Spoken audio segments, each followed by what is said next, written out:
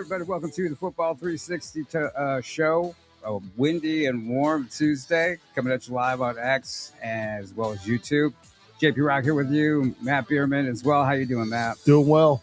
It's I guess is what we used to call Indian summer, huh? Yeah, it is. It's like 86 degrees out, 30 mile an but hour. Then you winds. get the wind. Can you imagine playing a football game on a day like today? I was thinking that as I'm driving in here to the studio. I'm like, man, I hate any windy games because it really, really affects the game.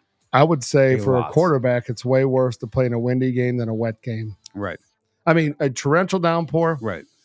I don't want that. But wind that's gusting, if it's straight line winds, it's okay. Yeah. But if you get a swirling and it's coming across the field, it's especially in the junior game because the ball is so small, it gets pushed around.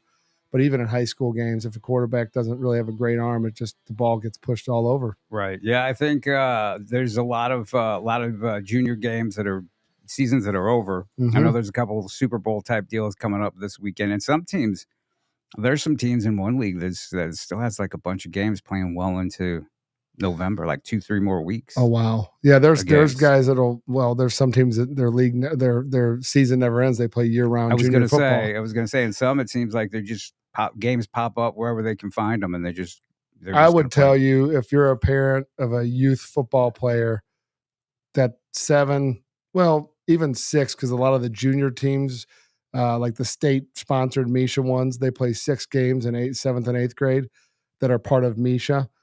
If you play that, great. Anywhere from 6 to 8, 9 games, and that should be enough. 9, 10 max. You start getting too many shots on them when they're young, like it's just not worth it. And I'm not a big proponent of these weekend games where you have 2 to 3 in a game, a tournament weekend. I mean, football is just not a game that's designed. And I know it's like, they're young. Young bodies are built the same way as older bodies. Like there's only so many hits you can take, right? Yep. And again, maybe when they're real little, they don't do a lot, but they start getting 7th and 8th grade, they're hitting each other and they're banging. Oh yeah. Yeah, I was at some this past weekend, and number one, it's like the games were like 2-3 games behind. So games that were supposed to start at 3:00 wound up starting at 6:00, and it's just. And I feel for the parents because they're hauling everything there, and they're forced to wait. Well, we had the reverse happen this year numerous times, and it's always tough when you have referees who. So we've had you could just stop there. It's always tough. Say you have a 3:00 start time, right? Yeah. So you tell your kids get there an hour before. So maybe get there an hour and 15 before, but be dressed and ready to go an hour before the game. And the game before you, or a game maybe 2 before you, went running clock. So now everything is ahead. So the referees are like, hey, I want to get out of here, right? So, let's say it's 3:00 start time. It's 2:30. You've now been warming up for a half an hour. Right. Which that doesn't mean you haven't gone through your teams. You haven't run through plays. You haven't, done all your pregame activities that you need to do and get warm. Part of that's getting warm and making sure everybody's there, all that stuff. And then they're ready to start the game. And then the problem is it puts the coaches in a really bad situation because the ref immediately gets mad that you don't want to start it, And so the league that we're in, I think the rule is it can't start 15 minutes earlier than the posted game time. So if it was 2:45 is your earliest you can start, because then it gives people, and I think that's a good happy medium, but it is ridiculous because the referees will get upset because I've been here since 9. You're also getting paid. Yeah. You're getting paid to be here. And when you signed up, you were supposed to be here till 4:30 anyway. So you're going to get out a few minutes early and still get the same amount of money. Right. Yeah, though I saw something similar to that. There was a team that showed up. I think their game was at 4:30. They showed up about 3:00, and their game ended at like 7:45. That's not good. See, I've never really in the leagues that we've been in never really experienced that, because usually the middle school leagues you're playing 5th, 6th, 7th, 8th. Right. So it's pretty defined, and maybe it's going to wiggle room, but it's usually going to be earlier rather than later, unless there's an injury. But man, to be behind 2 to 3 hours, it was pretty bad. You know what it probably was? The referees didn't show up on time at the beginning of the day. That happens a lot. Could be, but if that's the case, then my thing is turbo clock that. Yeah. You know what I mean? And especially when you got little guys, you got like 5th or 6th graders playing, come on, 5 minutes. JP, I watched a game. We were behind a game this year. and I watched referees throw flags on third and fourth graders with a play clock, a 25-second play clock going and enforcing it. And I'm like, what are you like? How are you going to teach these guys anything? It's frustrating for the coaches. It's frustrating for the fans. It's really frustrating for the kids because they don't know what's really going on. And they're winding the clock like real fast. Like it just, hard to watch. But I mean, like I said, that's winding down. This weekend it's probably going to be cold. It's probably going to be cold on Friday and then Saturday morning. There's a few high school games on Saturday, believe it or not. I know that Ladue travels to Riverview Gardens for a game, and it's like 11 o'clock game. 11 o'clock game, and then I think St. Charles is at Westminster. Those are the only two that I know about in the state. Everybody else has got lights, but pretty for the most part. Yeah, the teams that are playing, that is. And then Friday night's probably going to get a little chilly. It's probably going to be high in the low 60s, and then it's going to get down into start dropping. Oh yeah, so again, that perfect weather, but you don't want the wind. And usually when it starts dropping, like it's been warm like this, and it starts dropping, it's dry, right? Not windy. I'm just not a fan of the wind. Weather. Yeah. So it's good though. It's good that the junior teams are starting to wrap up.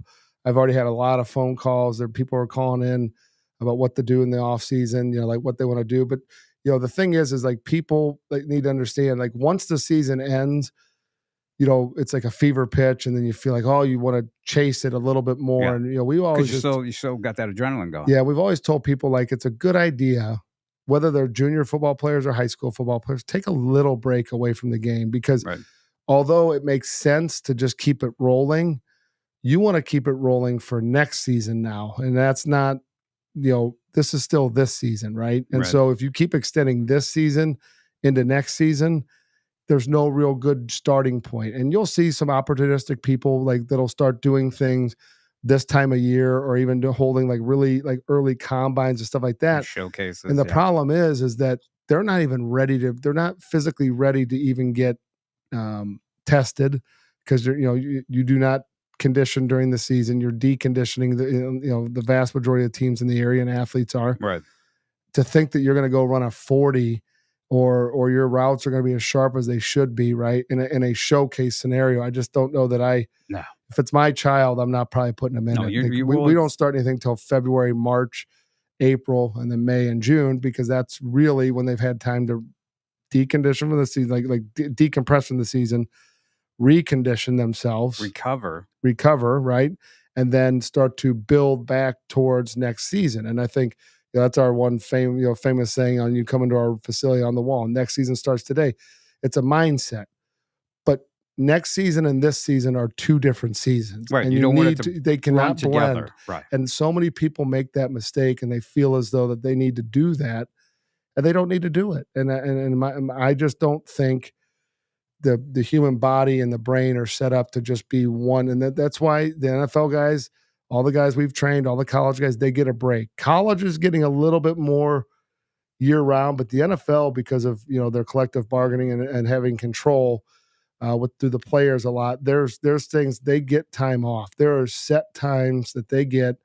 Now they still need to work out and do things on their own, but they get time to themselves. And so high school football players should have that privilege. So should youth football players, because I know a lot of kids will jump right into basketball.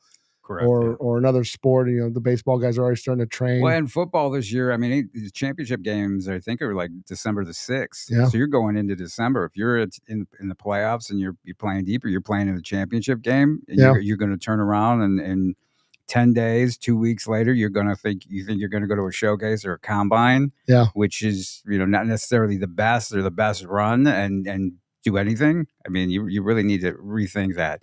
And so you're absolutely right. I mean, I know that you start your training in full after the first of the year. Yeah, all the speed, agility, strength stuff is what we do right now. We really focus on getting your body built back up, right? Recovering and taking care of yourself. And then the skill stuff kicks in because that's the way we've found. I mean, we've been doing it for 25 plus years. We know what works. Yeah, it seems to work. There's a strategy. There's a system.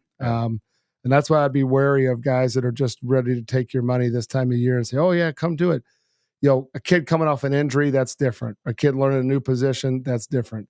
But someone that's doing the same thing they've been doing for a while, trying to do it, I just don't, concentrate on your season, get through it, let it end, decompress, recover. You'll be self-aware of what you should have done and what you could have done better Right. for this year, and then make those adjustments heading into next year. And then skills training gets really cooking about what time?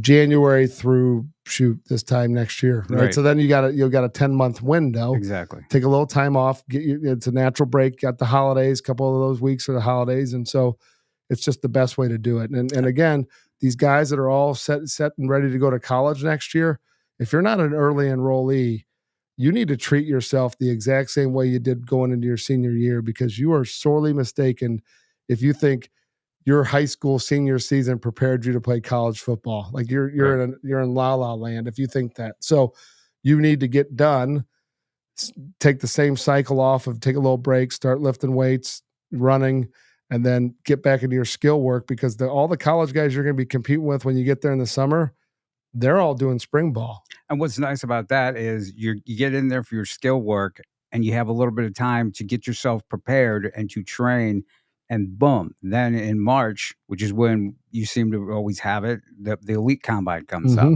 right? Indoors, top, climate controlled, Yep.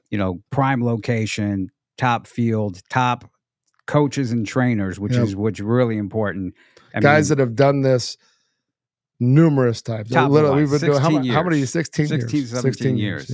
Yeah. And I mean, the thousands of kids from of scholarships, the state, region. Yeah. I mean, kids from as far away as California, Florida. You got guys, Canada, Mexico. Yeah.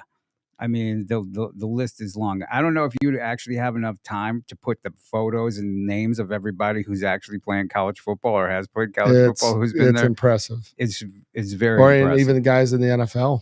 Exactly. So March 8th, the Elite Combine happens. People can register right now. EliteFootballCombine.com. EliteFootballCombine.com. Yep. If you go on there, registration's open. Get in there, reserve your spot, because it will fill up. It always fills up. Invites are going to be coming out. But if you think that you should go, definitely register. Definitely shoot me or Matt. Yep. A message. Tell us about yourself, and then so that happens. You find out where you're at as a player, right? Real quick. You know where you're at, how good you are, what you still need to work on. And that's rising 8th graders through rising seniors. That's who should be focusing on this, right? And then there's space for guys that are that unsigned guy. If you're sitting there in March and you're unsigned, but those are probably more few and far between nowadays. And there's even been like a special 7th grader or two. Oh yeah, Carson Boyd came there as a 7th grader. I think he's doing all right. Yeah, he's doing pretty good. Maybe not last week. That one was a little rough. Tough one. But you know what? That happens. That was a heck of a game. Yeah, so it does happen. Because guess what? You probably had, and we'll talk a little bit more about it, but you really had probably one state champion playing another state champion. It was a state championship game atmosphere. So and talent. I think that's the unique thing is now we'll get to see how they respond to a loss, right? Mm-hmm. And I think sometimes, and I from personal experience, I have a team, my junior football team, went through a perfect season, won the league. It's a strange way how they do this league. It's not it's just a championship based off of who you play in your league, right? No championship game. So no championship game. So what they do, they call it a crossover game. So you have 8 teams total, 7 games regular season, and then to get your 8th game, because they want 8 games for the season, they just kind of restack everybody. So theoretically, yes, that 8th game could be the decider, but in 3, so the 8th grade, 7th, and 6th grade divisions, champions were already decided after week 7, because it's just like Misha. You do 13 points plus minus score differential, and then you get points for your plus and minus for your wins, right? So then they add that up, and then you have like a head-to-head and all that stuff. So if there's a tie, if one team wins once and beats the other one another time, they split. Then there's the head-to-head goes away, and then it's a point differential. So it's just like Misha. So if you beat someone 100-0, you get 13 points. You lose 100-0, you get minus 13, and then they divide that by the number of games you played, right? And then you get all your stuff. So but that's how you decide your champion, right? And so we had a unique situation. So we beat a team this year pretty handily first game, and then beat everybody else by plus 13, right? So that puts you at 13 points, right? For your scores. Yeah. Well, the other team that we had beat obviously lost to us, but then they beat someone only by 6. So now you start doing the math. Well, mathematically, they're even if we get to play them in an 8th game, it's arbitrary. It's an exhibition, if you will, because there's no extra. The championship has already been decided. It's already been decided, right? The league puts a note out, says, "Hey, these are the champions in 6th, 7th, and 8th," and then the 5th grade different because there was teams with a couple losses, and then it was all jumbled up. So they play each other, and as convoluted as it is, 1 and 2 play each other. 3 and 4 play each other, but the points are so small. The team that wins the 1-2 game gets bumped down to 3rd place because the other team won by enough to overtake them. So, stuff like that. So that's why I'm a proponent for running championships, because 1 versus 4, 2 versus 3, whoever wins, then play each other. But we decided that, the league decided. Well, the good thing for Ritter is it's a brand new season, and right, and now they get to see, and they in a very favorable bracket, right? Which I mean, we're going to talk about those. Do you think they're going to be motivated? I think they will be. Yeah, probably. Oh, probably. Just a little bit. Knowing the players and Coach Spain like I do, yeah, I'm sure they're going to be. But I think it drives home the point of when you play a team. And they've done what they've done all year, right? Luther North, they're a good team, right? So you don't take them.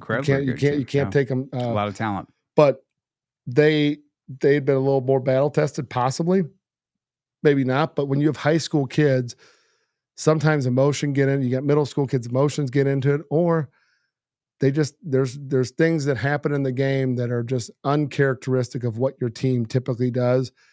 And they capitalize on it, good, bad, or indifferent. And next thing you know, you're sitting on the losing side of it. So I think those guys will get their team back ready to go. And I would you rather have that loss then, or when it cost you the state title? Right? Yeah. And you're talking about 2 incredibly talented teams. So anything, you get 2 very talented teams like that together, 2 good coaches, anything can happen. You really can't say on paper, this is going to happen and that's going to happen. Right. I mean, so it happened. Just the way it should happen. And then back to the combine, that is all set up. Elite Combine. Yep. EliteFootballCombine.com. EliteFootballCombine.com. And then just, go and register. Put all your info in, and then you'll start getting emails about what's coming up. And so you have that. And then you have the KC Varsity Combines, which happen, which Elite's involved with, the one here in St. Louis. And those get you all prepared for your camp season, which is what's the most important thing at all, including the Big Daddy Lindenwood camp. Yes. Which just that's going to be, I believe, bigger, more massive. You're going to break some news here. I don't know this exactly, but I think it'll be May 30th, 31st. I think is what is going to fall that week. Okay. Yeah. If again, the only thing that'd be dependent upon is because we've been with the NCAA rules, you have to get a adjustment or approval because it's not technically in June yet. Yeah. But another year, I think 5-6 years ago, we had the same kind of scenario. So the other thing is February 17th, which is a Monday, President's Day, we're going to have a middle school combine at the St. Louis Athletic Center, which is out in Fenton. And where can guys sign up? That one, the registration is going up on that one, but it'll be on our main Elite Football, which we'll start sending out invites, start sending out information on that. But that'll be a good one because that'll be for rising 6th, 7th, 8th, and then and even the current 8th graders. So we'll have those 4 classes of kids there. Perfect. So should be perfect. Good. And you're a kid. You come there and you do well. You're like, hey, I'm going to try my hand with the with the main one, the Elite one on. March and that 8th. It'll get you it'll get you ready, and then I think we'll be able to have some kids get invited out of that come, that are highlighted that do well in that'll get to come to the high school one, and I think that'll be pretty cool for them to earn the right to come a month later to the big one. Exactly. And what's cool this year is what we talked about, and what we're going to do is we're going to have some guys who come to the Elite Combine on March 8th. Mm-hmm. They're going to get some automatic invites to KC Varsity. Yep. Coming up later in April or May. And then there'll be the other thing is you can earn a nomination to the American Cancer Society Absolutely. All-Star Game, which that's coming up. Yep. In December. That happens every year. And do you remember one year we nominated Ryan Wingo Yeah. right? Yeah, because they were going to let all younger kids do it. Yeah, Remember right. originally. Yeah. So it was Ryan Wingo, it was Jeremiah Love, Mm-hmm. it was, I believe, Jeremiah McClellan, Mm-hmm. I think I'm right, and Kai Roberts Day. Yeah, all ballers. Were right. So we're All- talking Baylor, Texas, Yeah. Oregon, Yep. and Notre Dame. Not bad. Not bad. So you want to come to a real and the best Yeah. combine. It's called Elite Combine for a reason. I mean, you can't beat that. I Yep. mean, that's Stud City. So you get to really see who you're going to compete against and how you stack up against guys like that. And it's just such a fun thing. I mean, like when you've done combines and you run mega camps like we've done for as long as we've done them, we know what we're doing. But more importantly, coaches trust the numbers coming out of it. Oh, Coaches absolutely. trust the evaluation coming out of it. That's what's important. And so I know we're talking a lot about after the season and things are going to happen here, as the season winds down. But the reality of it is a lot of people's seasons are ending. A lot of 8th grade, those guys are done. A lot of the high school guys, freshmen, JV guys, they're done. A lot of the varsity guys are half of them are done this weekend. Right. Right. Oh, yeah. No, half the teams are done. That's true. And like we were talking about at the Elite Combine last year, you had some really, really good 8th graders who were playing varsity starters this year. They were both at the Elite and the KC varsity combines. Right. And so, no, those guys for sure need to start thinking along those lines because there's not a lot out there for them. And so this is going to be a great opportunity. President's Day, the 17th. Yep. And, kids and parents, like I said earlier, there's a lot of opportunistic people out there, right? There's things that will come through town and there's things that you're going to be invited to go to out of town. You just got to be careful with what your choices are. For myself, like with my son, who's in 8th grade, he'll do obviously a lot of stuff, all the stuff that we're doing. But, the strategy is not to go, to any and everything, right? Because so many times you go to things, and I've heard over the years, parents go to something expecting one thing and they get nothing, right? Yeah. If college, in the spring, the colleges are looking for updated numbers to match what they saw on your fall tape, right? Yep. They want to know where you're at. They want to know height, weight, speed, all of that stuff so they can correlate it to what they're seeing on film. Because they have specific times with what they're looking for. Correct. Yep. So now you do that in the spring, and if you do it too early in the winter and you don't correlate to what they're looking for, your name's checked off a list. That's just how it works, okay? So you need to be cognizant of the fact that people are legitimately, it's becoming more and more imperative that you fit the mold. The more money they're going to spend on athletes, the tighter the reins and the tighter the parameters are going to get on who they're bringing in. That's just how it works. Oh, it's yeah. It's if you don't realize that that's what's going on. I mean, so you think so that question being asked though, if you're an 8th grader or like a rising 8th grader, rising 9th grader, should I go? Well, of course you should, because you're playing with house money. They don't expect a lot from you. The guys we're talking about that really matter are those rising juniors and seniors. They have to be within those parameters. They're not. No one's going to go, well, I think he's going to run this spring and get a little faster. Yeah. Either you're fast or you're not, or you have the weight you need or you don't, right? And so as you start to transition this offseason, that's what your primary focus should be. What is my size going to be? Where do I need to be? And then how do I need to move? And those two things should be your guiding principles in the offseason, right? And so I will, selfishly tell you, our strength and conditioning program that we utilize with what we call offseason,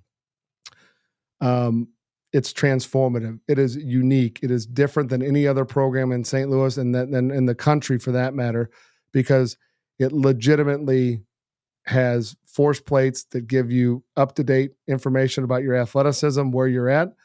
It then has an algorithm that then decides where you need to adjust with precision workouts, and it gives you the workouts you need to do to increase your areas of deficiency and increase your overall athleticism. And then, oh, by the way, gain weight in the process. If you're just going and lifting weights to lift weights, you're going to get passed by guys that are using technology. We have the technology. This is being used at the professional levels. Pretty much is the only place you're seeing it right now. We have it. How do we have it? It was developed in our facility by a guy that heads up a professional sports team. Okay. I'm just telling you, there's a lot of guys. There's a lot of guys that are going to tell you they're going to help you. I have a bet for you. Go do their program. Jump on the force plates. Do it before you do it. We'll do it for. We'll let you do it for free. Go do their program. See how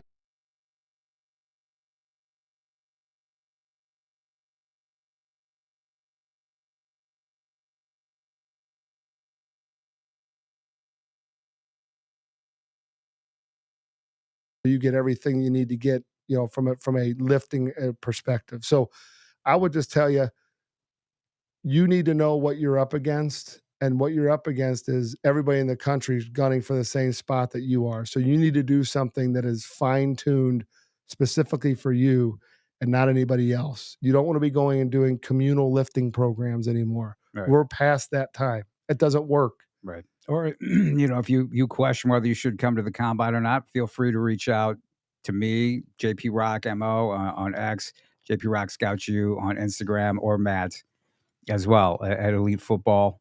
Yep. Right on X, and Elite Football Academy on Instagram. Right there. Producer Joe on top of it, showing you right there. Wow.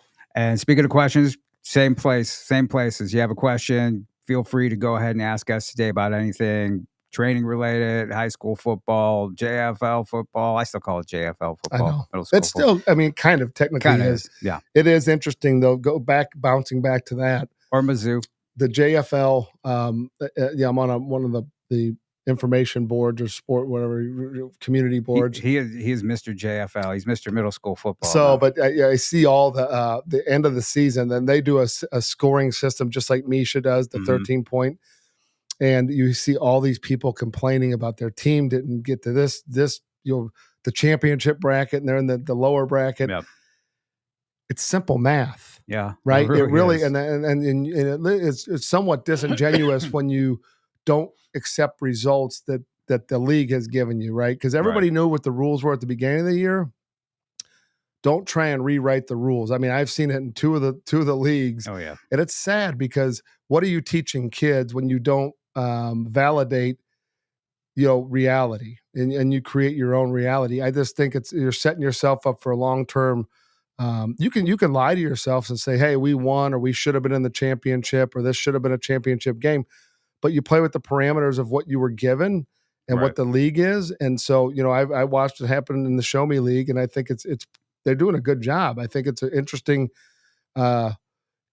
group of teams from across the region, and you get a lot of people, but then you get the people talking and the parents that just turn this into something that it's not. Like it's kids playing football. Right. They compete the best they can, and oh, by the way, the league rules stipulate certain things are met.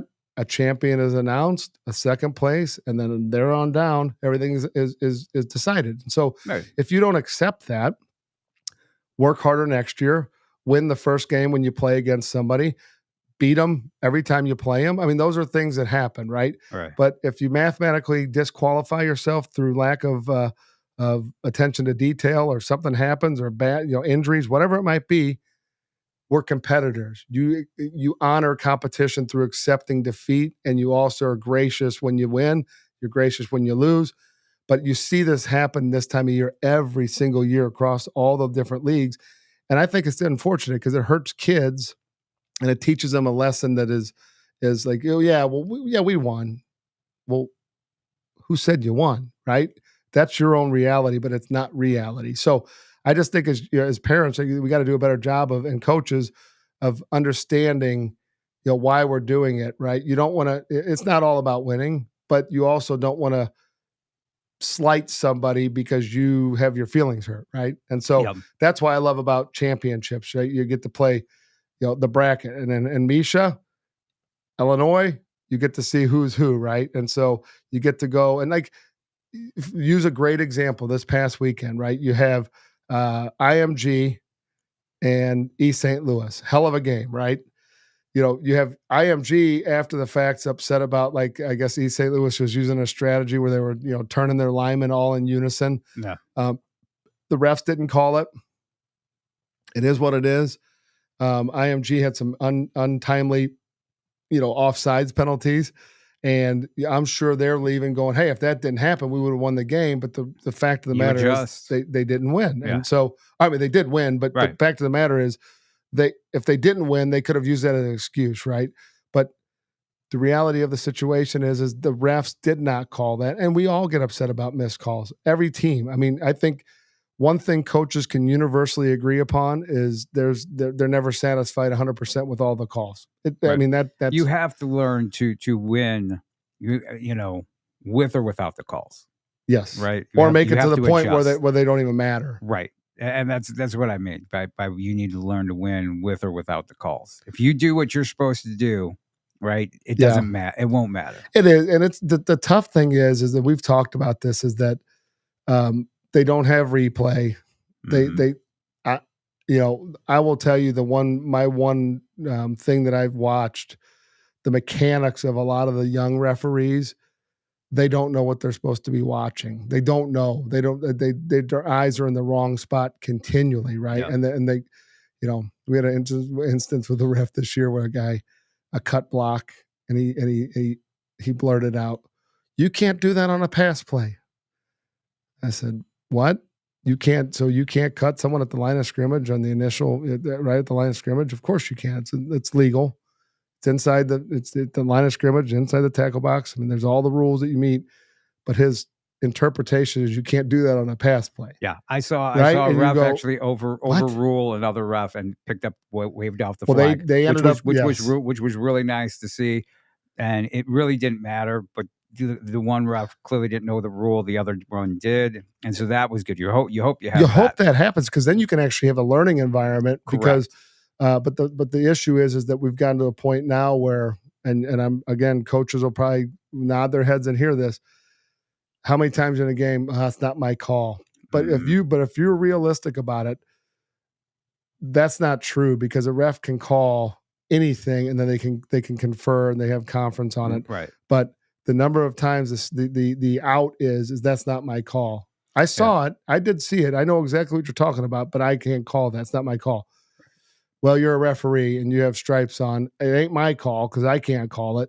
Either you or one of the other three can call it, right? And so therein lies the issue. But you watch. That's why as they go up the ranks, they can make that call. They and they're empowered to make the calls, and then they talk to each other. So I just think, there's a lot of things in the game that obviously I think refereeing is one we could definitely help fix, right? Because just getting good quality guys in there doing it.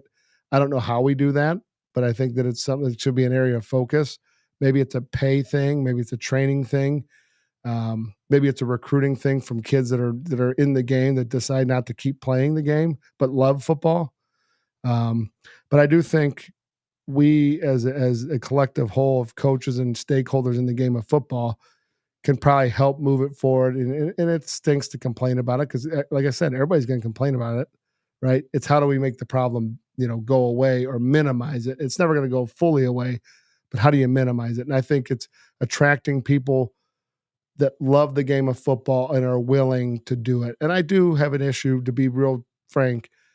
I do not believe football is a game that you can just read the rule book and then officiate it. I just don't think. I think you've had to have played the game in order to have a somewhat basic feel of how the game is played. I could read a rule book on water polo, and I could know every single rule. I've never played it. I've watched it sparingly. I don't think I would be a someone that's positively impacting the game if you let me referee it. I just don't think I could do it. That makes perfect sense. You know what I mean? And I think that football is such an intricate game that if you've never played it, it's very difficult to even understand like what the rules are and how they impact the game and what things work, what things don't work. And so that we're really caught in a rock and a hard place because you need people to do it. But I will tell you, I know for a fact there's numerous referees I've talked to over the years that have never played a down of football. I'm really shocked that a lot of former players don't want to. But they really don't. No, it's just. So I think there needs to be an active recruiting component to get those young players to come do it. Right. Right. Incentivize them and pay them. Like I agree. Maybe remember the old Evans Scholar, the caddies, they get the scholarship to go to college to do it. Right. Yeah. Maybe we create that. There's they're gonna need to do something because a lot of these refs are getting along in the tooth. So It's there's not many young ones out there. No. And what's interesting is the one I was talking about. It was a young one, and an older one, set him straight on the rules and waved off the flag. Now, in that particular situation, you have an 8-0 team's going to play a 7-1 team, so that works out. So the brackets do work out, and so it did work out. Something that didn't work out this past weekend though was Mizzou going down to Alabama, and that was a tough one. Really haven't heard a whole lot from the fan base regarding that game. It's almost like they kind of expected it. Yeah, I mean, the first quarter was close, but you lose, Cook. Well, I think that was it. And what's interesting is there are a lot of, well, there wasn't a lot. There were some people that I know who Pines is his name? Drew Pine. Drew Pine. Okay. A lot of people, when Drew Pine, came to Mizzou, they were like, "Oh, this is good. This is good. He's a real good quarterback. He might win the job." I'm like, you're crazy. You're crazy. No. So you got a little bit of glimpse into life without Brady Cook. And so hopefully. So they have Drew Pine. They have the week off. They have 2 years. He has 2 years left. Right. But he's not the guy. They have a senior named Blood, who's another transfer. I think he's done. He's a 5th year. Yep. And then Aiden Glover, who's a freshman, who's from Tennessee, promising, right? So he's a guy. So it's just a matter of, can he get fast enough? But I, looking at it realistically, what do you think is going to happen? They're going to go pay somebody to come in. Oh, without a doubt. And they're going to pay handsomely. Those guys who are there now, that's great. You're going to be there and you're going to compete, but you're 100% because the way that the ascendancy that this program's on, you're not just going to go with what you got there once Brady's gone. They can't. And you got a good glimpse into seeing what Brady Cook can do last week, and then this past weekend, what life is like without Brady Cook. Yep. And Drew Pine is a guy who had starts under his belt. But sure. If I heard the story correctly, things didn't go so Notre Dame, then he was at Arizona or Arizona State, and then came back to Notre Dame just to be a student, as the way I understand it. And Mizzou talked him into coming back. And by all accounts, Cook has told me, great guy. Sure. He's got a big arm. Yep. He's probably not as mobile as you need to be for the SEC. And I think that's kind of an issue, kind of a problem. So how many picks did he throw? I think 3 or 4. Yeah. I think that was not as bad as Kyle McCord had 5. Right. That was a rough one. That's a rough one to come back. But yeah, I think, when Cook went out, you could see the steam came out of Mizzou, and then it was, went from being a few point game to ultimately 36-0. I think it was 38-0. Yeah, 38-0. So then you got, then Cook's out with a hand injury. So the good news is they have a bye, right? So now he's got to get the ankle and the hand. Ankle and hand, healed as fast as he can. Mm-hmm. That next game's Oklahoma. So does that, is he back for that? That now Brady's in a tough situation because you're fighting through injuries and you have on the horizon the NFL, right? So and so if you get too dinged up and you put yourself out there too badly,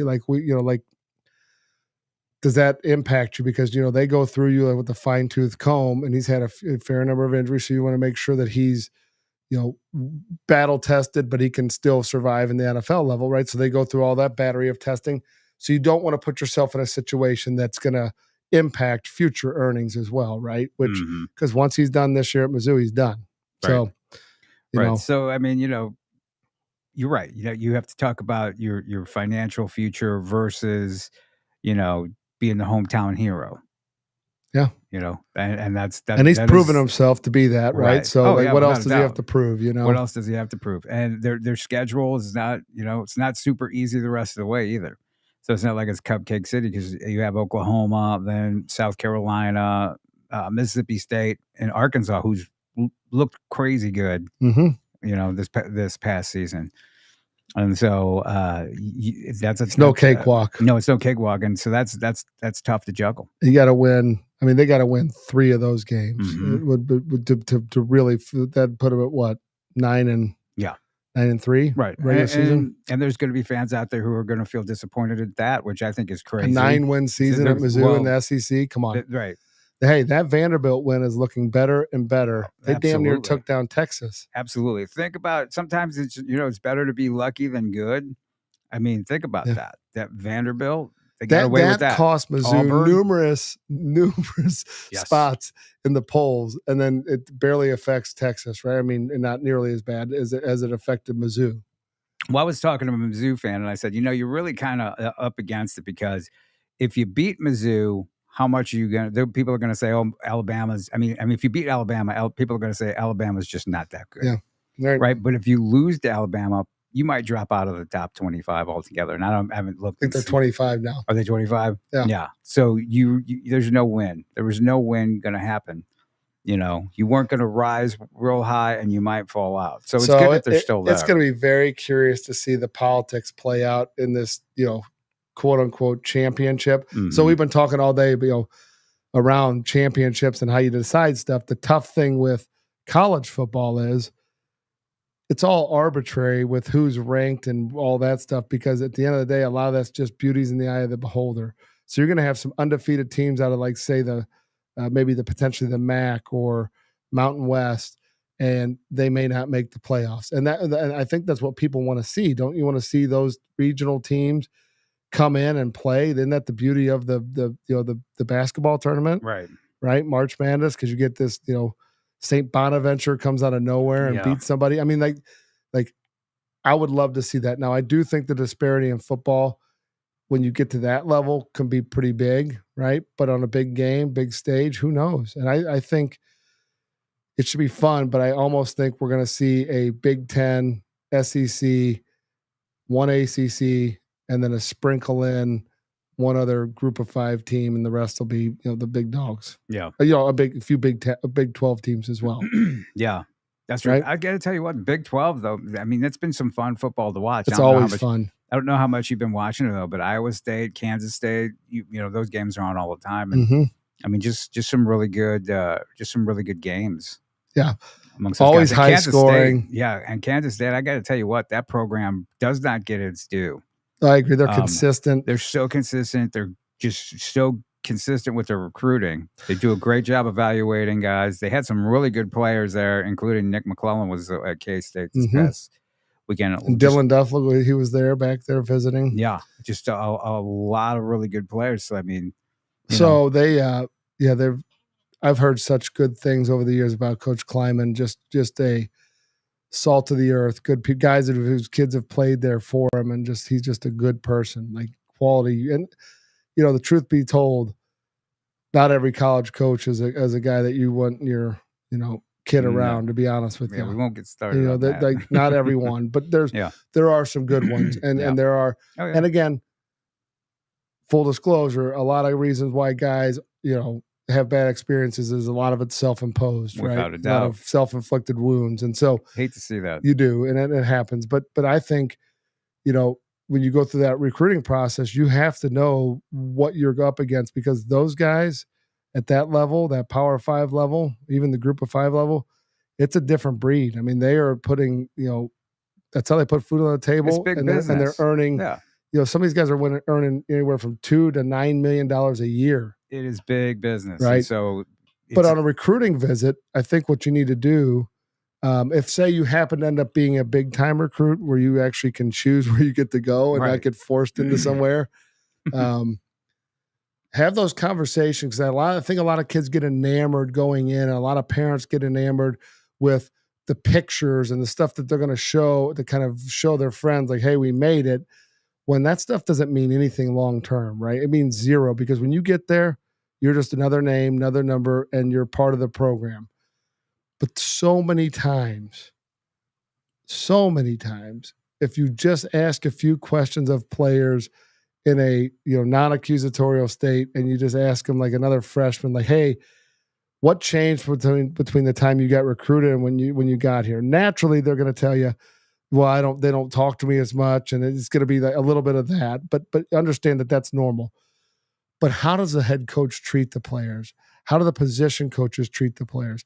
How does the head coach treat other coaches in front of you? Right. I mean, I remember being in college and really getting my eyes open to watching the head coach interact with GAs and it turned my stomach because I just thought, man, why would you treat another human being that way, right? Yep. I mean, I understand yelling at players that screw up or whatever, but and motivating, but to demean another human being in front of other men, a man in front of other you don't want to young men, emasculate somebody, and that happens, right? Yep. And so just understand. Maybe not as much back in the day. Yeah. Even in high school ball. Oh yeah. You could get away with some stuff. Yeah. But no, there's still some tyrants that are coaching college football. Not as much. It's gotten better because guys can leave, right? But I think you can ward off some of that by asking questions of the recruits and their families if you happen to get to see them. The recruiting class before you and the one before them, when you're on your visit, asking questions of them and not being, trying to figure everything out, but having baseline conversations around how they're treated. Is everything kind of what they said it was going to be? Things like that, because oftentimes people are afraid to ask those questions, and then they get there and they realize, like, oh crap, I did not understand what I was getting myself into. Right? It's never going to be easy. No, you got to treat it. You got to treat it like it's a business. Had an interesting question come up just now from a viewer who's a parent. Their son has been invited to a game day visit this coming weekend. And it's not a D1 school. They have aspirations of playing D1 ball, and they're curious whether they should go ahead and post about it and just put it out there, to help self-promote the player, or should they wait because their aspirations are D1? They are junior. Junior. So you want to give your? Do they have any offers? No. No offers. No offers.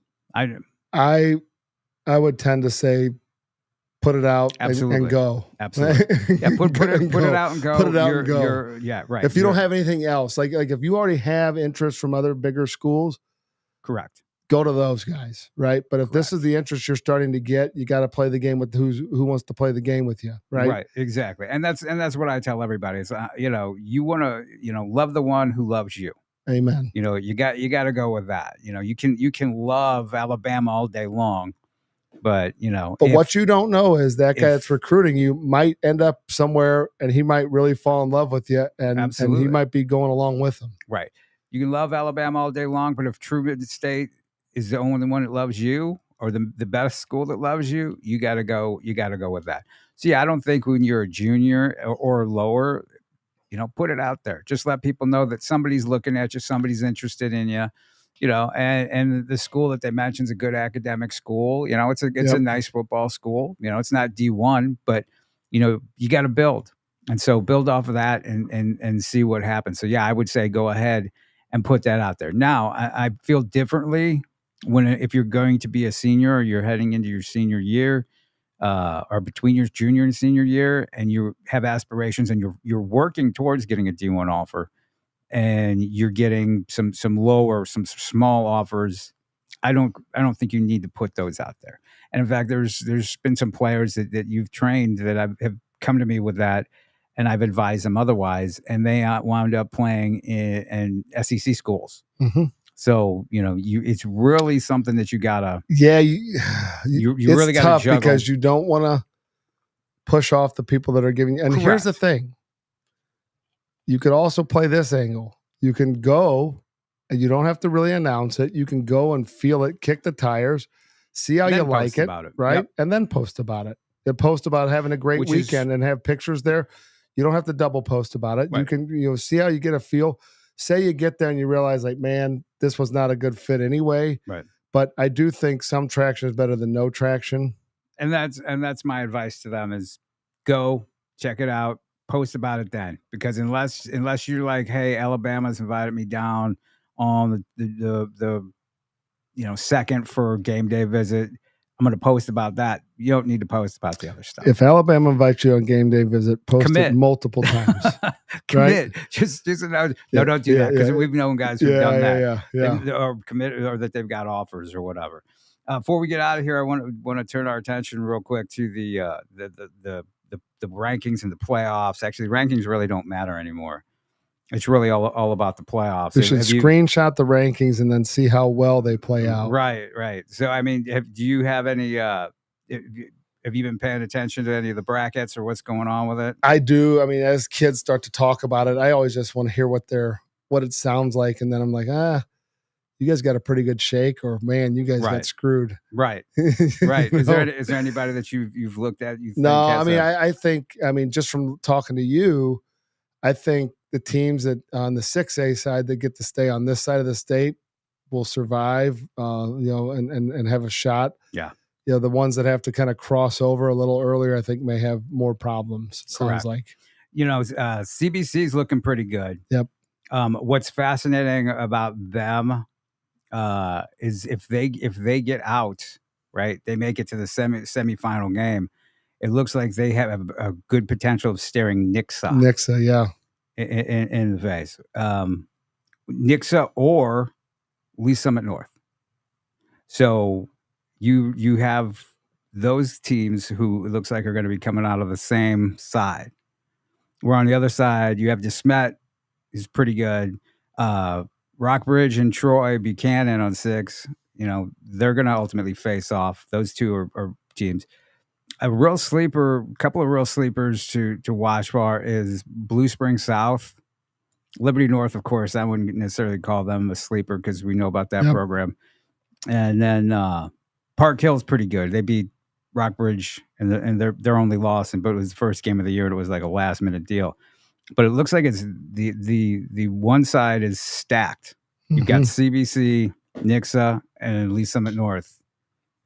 Gonna have to battle it out. Yeah, be a battle. I think. And then like the way for two St. Louis teams to make it there is going to be tough this year, right? Very tough. Yeah. So yeah, because you're probably talking about like a CBC or Kirkwood. I'm not getting ahead of myself. Somebody like that having to beat Nixa or Lee Summit North. That's be a tall. That's a tall. And then I never understand the who plays at home and all that, like the higher, like it always seems real bizarre to me. Right? I just do what I do, go where I go, because it all seems bizarre. The whole process. I get the point system, how they stack rank guys, but I don't get like, hey, this is an alternating year, and but it is what it is, I guess, right? And they play the game, so not to get too ahead of ourselves, but just some interesting stuff. I mean, it looks like you've got Eureka and Cardinal Ritter, same deal, coming out of the same. That should be a good game area if they make it that far. You got Helias, another good team there, and then on that other side, Platte County, Rocco Marriott. Really good. MICDS is in that one, right? MICDS is in that one. They have a pretty favorable situation on their side. And then Fort Zumwalt North, who I just saw recently, they had some guys hurt. Jaden Burleson, he said, I talked to him after the game. He said he was going to be back, but he's been out nursing an injury. But that's pretty much the bigger schools, what you're looking at as far as those brackets and those championships. And then, of course, and not a ton of week one great playoff matchups this week. No, there's I think Howell and Kirkwood, right? Are they? Is that this week? Or is that the following? I think week? That's the following week. That's a lot of great eighth matchups, games on the 8th.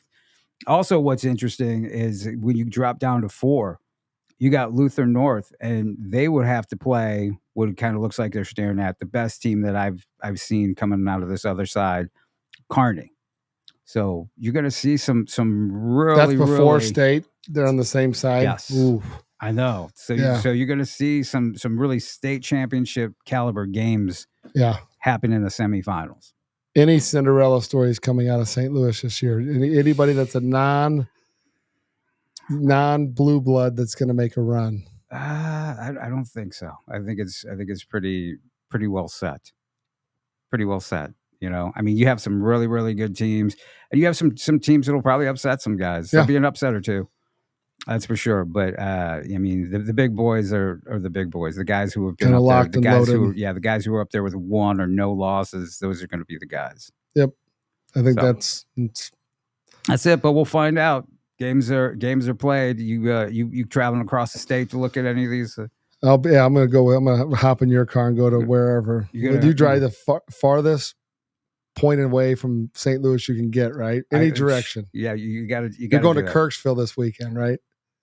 Did I tell you? No. No, I'm not going So they're good. Coach Nesbitt's got them rolling. Again, that's another team that's really, really good. But I'm really interested to see some of these cross-state matchups. Going down to Hayti. Are you really? No. Hey, we've had a ton of Hayti kids that come to St. Louis and train. They got some talent. I had a lady call this morning. I was talking to her about her nephew's training Benton, Illinois, and then I forgot the name of the town in Kentucky. So they're coming up this winter to train. Nice. From Kentucky and then over southern Illinois. But you get some guys who will make the journey. That's the crazy thing is we'll have kids that live 10 minutes away. That it's not that important to them. We'll have kids that come in from Montgomery City every weekend, right? Yes. It's like a kid that drives in from St. Clair or Sullivan or Rolla, West Plains, Missouri. Yeah, right. It's crazy. And then you have someone that lives, I'm in South County. That's a pretty far drive. It's 10 minutes on the highway. Try getting from West Plains up to Chesterfield. Yeah, it's not really. It's not an easy trek. Yeah, we have kids from Chicago that consistently come. Kids that'll come from Springfield, Missouri, Columbia. Yeah. So yeah, I think. But if it's important to you, it matters. If it's not, right, it's not. Don't worry about it. It's not that saying and doing are two different things. So if you want to do it, there's availability to do it. If you don't, just.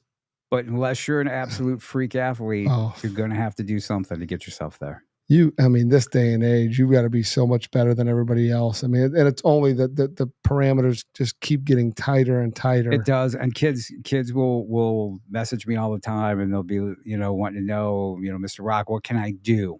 And I'm like, son, you've done all you can do. And some of them, they have done all they can do. It is the environment of college football and recruiting that just makes it more and more difficult all the time. And I don't see that changing. And especially when you see the parity that we have in college football now because of the portal, people know that they can buy a team and compete. Yeah. We're watching it happen. We're watching it happen. So, but just, don't let that deter you. Keep going, keep chart your course. Yep. And what's going to wind up happening is you're going to be seeing more and more guys come out of Truman State, come out of Northwest Missouri State, come out of schools like that and make it in the league because they were overlooked because of the portal. Yeah, we're starting to get our guys together for this off season for doing our NFL combine training. The talent level at some of the local, they'll start like January-ish. Okay. The talent in some of our local colleges, from Lindenwood to to McKendree's to even some guys at Missouri Baptist, guys in the region, the MIAA schools. There's guys that can flat out play. And they don't. The NFL scouts do not care. Like they don't care. Like can you do what we ask you to do? Right. Right. And case in point, Steve Hall, MICDS. Steve Hall, four touchdowns this past weekend. Killing it. I saw. Steve could have played anywhere. He was a boom player. Yes, could have played anywhere. Right. Just one of those guys who, for whatever reason, schools were just like, we don't know what are. You know what? Wound up playing D1 ball at Lindenwood and killing it. And they got another MICDS running back, Tyler Purdy, James Madison. Yes. Damn good football team on a full ride there, playing his 5th year, loving it and killing it. Absolutely. So Steve Hall, this past weekend, 4 touchdown performance. FCS National Freshman of the Week. Big South OVC Association Freshman. 4 touchdowns. Can't beat it. You know who else did real well the week before? Logan Kopp. Yes. I think he's at North Dakota State, right? So those top programs come in and pluck kids out of here. And it's amazing how well they do, right? And because we have some really good athletes, right? And this area has produced we're in top 4 or 5 in active NFL players coming out of a mid-sized market, right? Yep. So without a doubt, but guys like that, you know what I mean? It's like go where they love you. Yep, he's there, and you knew he was going to do it. And I'm sure you had conversations with college coaches about Steve, 100%, as well as young Mr. Moore as well, teammate. Yep. And just not sure. Well, guess who was sure, and guess who's producing, And then guess who will come calling. That's what I was going to say. That's the crappy thing about Yes. it, is that somebody believed in them. Now they have a chance. They're going to do well. And then the person that poo-pooed whatever you said and They're just gonna wanna poach. dismissed what you said, Yep. didn't listen to you, now is willing to pay them to come there. Yes. And that to me is what I struggle with. And that's not, I'm not even talking about the athlete, because you got to do what you got to do. Right. But I'm talking about, if you were to take a real hard look at the process, that person outright did not want you, said that they, all the reasons why, and Yep. then now they love you because you validated what we already told them and what you already showed them. Yeah. I don't know. You should dismiss them right out of the gate. I think if, I mean, on principle. Exactly. I was going to say not to be petty, but yeah. Yeah. Something to think about. All right. So once again, go ahead, tell people where they can go ahead and sign up for the Elite Football Combine happening March the 8th. EliteFootballCombine.com. And then with the Youth Combine will be going up here soon. And then anything football related, EliteFootball.net. And then on our socials, Elite Football on X and Elite Football Academy on Instagram. Yep. All things Football 360 Show, football360show.com, Football 360 Show on X and Instagram, right? Mm-hmm. And then, of course, mine are on there, JP Rock MO on X, as well as JP Rock Scouts U on the gram. And that'll do it. That'll do it. Next week, we're going to find out who's advanced and what's going on. And no Mizzou this week, but a lot of good football still ahead. That'll do it. Everybody stay safe. Get a tight grip on the wheel, because it's a little windy. I see some cars zigging and zagging out there going down the highway. So everybody stay safe, and we will talk to you next week. See ya.